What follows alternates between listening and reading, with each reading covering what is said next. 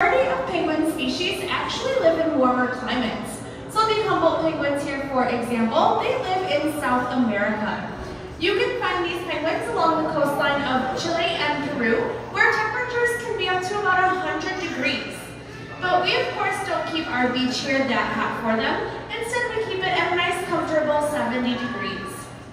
But these penguins, they do have a few adaptations to help them thrive in their environment. So first, I want you all to look at their faces.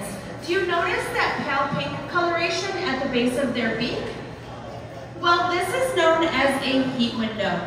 They also have these heat windows underneath their wings and on their feet. And this is how they get rid of some of that excess heat when they're feeling a little too hot.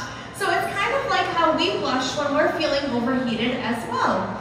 So that is how we know it is nice and comfortable in there for them, because they have that nice light pink color. So now out on that coastline of Chile and Peru, what do you all think these penguins would be eating? Fish, yes, exactly, they'll be eating fish. So you'll often see these guys eating a small schooling fish such as sardines and anchovies. But here at the aquarium, we give them a little bit more of a variety when it comes to their diet. So Megan, do you mind telling us about what you're feeding them today? Yeah, so just like you mentioned, their natural diet in Chile and Peru would consist of those anchovies and those sardines. However, those fish are actually pretty overfished at the moment, which is impacting a lot of different animals and their ability to survive in a safe, healthy way. So here, instead of using those fish, we substitute with a variety of different types. So one of which is going to be small herring. Herring is very lean and full of protein, almost like a steak for us. We also have some capelin, and that capelin is going to be like a vegetable for them, high in vitamins and minerals. And then lastly in here I have some lake smelt, which is a fan favorite for them.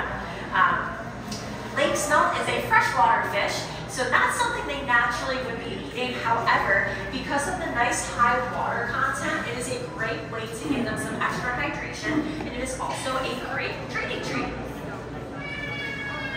Yeah, so as Megan mentioned in there, those anchovies that these penguins would eat out in the wild, they are heavily overfished.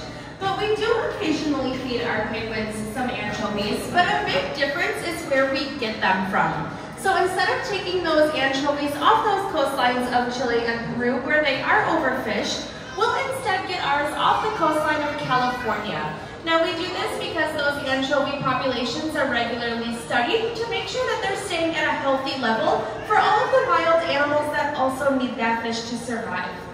Now this is a type of sustainability that we do with all of the food we give all of our animals here, because we don't want to have a negative impact on all of those wild animals out in the ocean. So now if you or anyone you know enjoys to eat seafood as well, you can also check to see if the seafood you are eating is coming from a sustainable source. You can do this by checking the Seafood Watch website.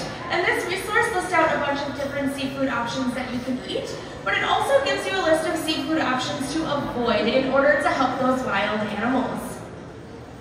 So now bringing it back to our penguins that we have in here, we have 13 fully grown adult penguins living with us. So how do you guys think Megan can tell which penguins are getting their appropriate diets? Any guesses? Yes,